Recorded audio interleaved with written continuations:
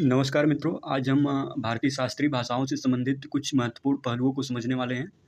तो हम समझेंगे कि भारतीय शास्त्रीय भाषाओं की प्राचीनता कितना है और उनका भारत के सांस्कृतिक विरासत में क्या महत्वपूर्ण योगदान है और आज भी क्या उनका महत्वपूर्ण योगदान है।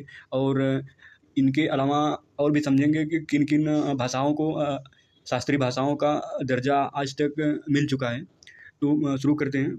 वैसे पर भारत में कई शास्त्रीय भाषाएँ हैं, लेकिन मुख्य रूप से 2 प्राचीन शास्त्रीय भाषाएँ हैं, जिनमें से एक संस्कृत है तथा दूसरा तमिल है। और दोनों का इतिहास काफ़ी पुराना है। जहाँ तक संस्कृत की बात है, उसके काल का निर्धारण या उसकी उत्पत्ति का जो समय निर्धारण है, ऐसा माना जाता है कि वैदिक काल में संस्कृत की उत्पत्ति लगभग 1500 ईसा पूर्व के आसपास हुई थी। और ये जितने भी वेद लिखे गए हैं, सब संस्कृत भाषा में ही लिखे गए हैं। और संस्कृत को वेदों की वाणी भी कहा जाता है, वेदवाणी कहा जाता है। और तमिल की उत्पत्ति लगभग 300 ईसा पूर्व के आसपास मानी जाती है। जबकि मतलब ये भाषाओं का जो उत्पत्ति का जो काल निर्धारण है, ये लिखित साक्ष्यों के आधार पर मतलब किया गया है। जो भी मतलब लिखित साक्ष्य मिले हुए हैं अब तक, उनके आधार पर मतलब ये निर्धारित किया गया है कि ये भाषाओं की उत्पत्ति लगभग इस काल में हुई थी।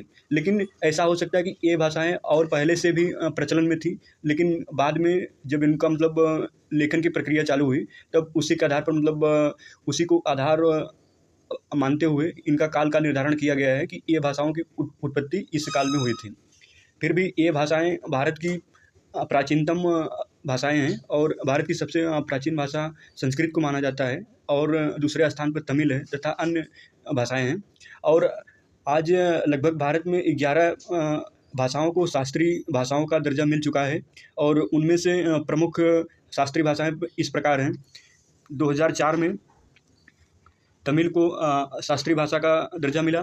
फिर इसके बाद 2005 में संस्कृत को, 2008 में तेलुगु और कन्नड़ को, और 2013 में मलयालम को, 2014 में ओडिया को। फिर इसके बाद 2024 में मराठी, बंगाली, असमिया, पाली, प्राकृत को शास्त्रीय भाषा का दर्जा मिला।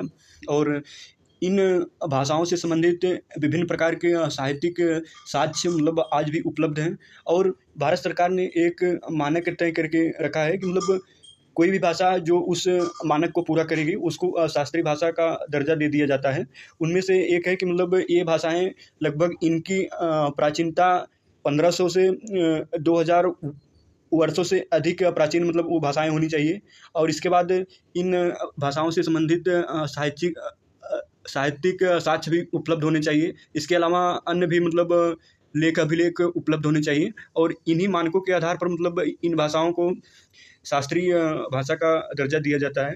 भारत सरकार इन्हीं मानकों के आधार पर मतलब इन भाषाओं को शास्त्रीय भाषा का दर्जा देती है। और इसके बाद इन शास्त्रीय भाषाओं के अलावा भारत में जो शास्त्रीय भाषाएँ हैं, उनका महत्वपूर्ण योगदान है कि जो भारतीय जो संगीत जगत है, उसमें जो शास्त्रीय संगीत है, नृत्य कला हो गया, वाद्य कला में इन शास्त्रीय भाषाओं का महत्वपूर्ण योगदान है। और जो संगीत जगत की उत्पत्ति एक रूप से मान लिया जाए मतलब इन्हीं भाषाओं से हुई है। तो इन भाषाओं का भारत के सांस्कृतिक विरासत में महत्वपूर्ण योगदान है। और इन भाषाओं ने भारत की सांस्कृतिक महत्व को और अधिक बढ़ाया है। और ये भाषाएँ मतलब हमारे लिए महत्वपूर्ण और सम्माननीय हैं। और इन भाषाओं से संबंधित विभिन्न प्रकार के नृत्य तथा संगीत कलाएँ प्रचलित हैं। फिर भी मतलब अब प्रश्न ये है कि कोई भी शास्त्रीय भाषा भारत की राष्ट्रभाषा क्यों नहीं बन पा रही है आज तक?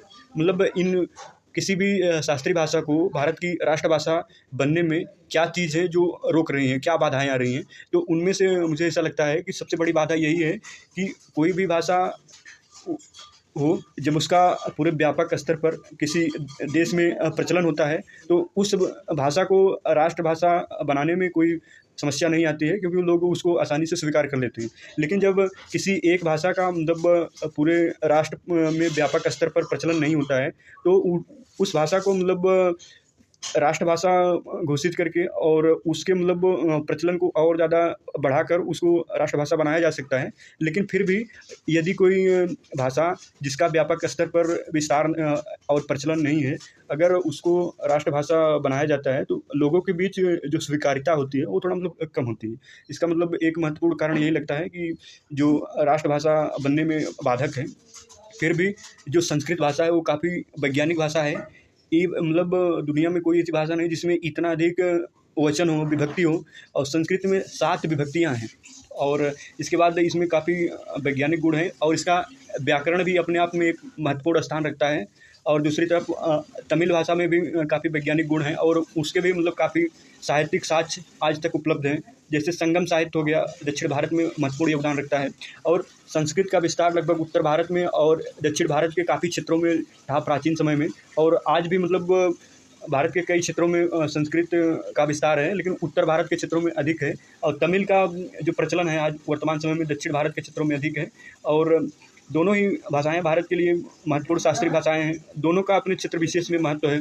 और यदि इन भाषाओं में से संस्कृत को राष्ट्रभाषा बनाया जाता है तो चीज़ें ज़्यादा बेहतर होंगी। लेकिन भारत सरकार इसके लिए पूरा प्रयास कर रही है कि इन भाषाओं का संरक्षण और प्रचलन बना रहे और ये भाषाएं अपने प्रचलन को और ज़्यादा बढ़ाएं। इनके लिए विभिन्न प्रकार की नीतियाँ और योजनाएं भी चलाई जा रही हैं और वर्तमान समय में इसके लिए छात्रवृत्ति की भी मतलब व्यवस्था की जा रही है कि मतलब इन भाषाओं का और ज़्यादा प्रचलन जिससे हो और ये भाषाएं काफ़ी व्यापक स्तर पर विस्तृत हों, जिससे ये राष्ट्रभाषा बनने की ओर आगे बढ़े। लेकिन फिर भी इन भाषाओं ने महत्वपूर्ण योगदान दिया है भारत के सांस्कृतिक विरासत में।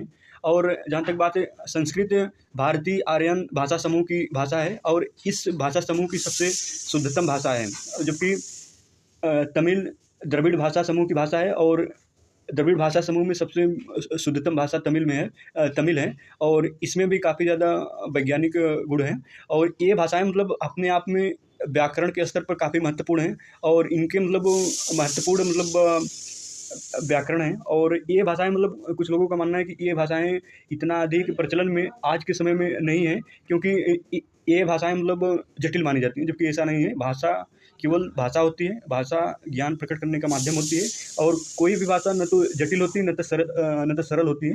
भाषा भाषा होती है। तो ये जो मान्यता लोगों के बीच ये मतलब ये प्रचलित है कि ये भाषाएं जटिल हैं इसलिए इनका प्रचलन और अधिक नहीं बढ़ रहा है, ऐसी बातें नहीं है। इन भाषाओं का मतलब व्याकरण काफ़ी शुद्धतम है और ये भाषाएं अगर आप मतलब सीख लेते हैं तो काफ़ी बेहतर भाषाएं हैं और ये भाषाएं अधिक जटिल स्वरूप नहीं रखती हैं। और कोई भी भाषा न तो जटिल होती है न तो सरल होती है, भाषा केवल भाषा होती है। तो ये चीज़ें हमें समझना बहुत आवश्यक है।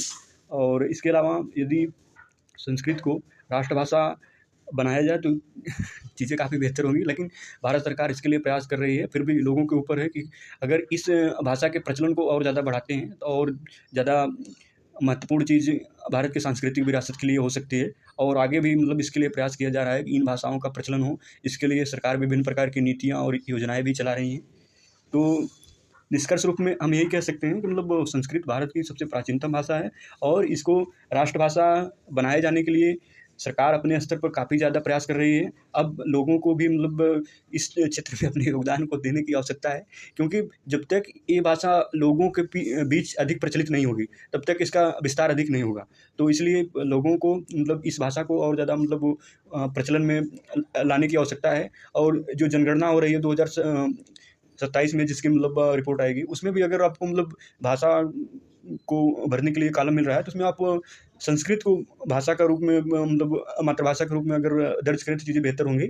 और इस प्रकार से मतलब आप इस भाषा के उत्थान के लिए अपना योगदान दे सकते हैं। धन्यवाद।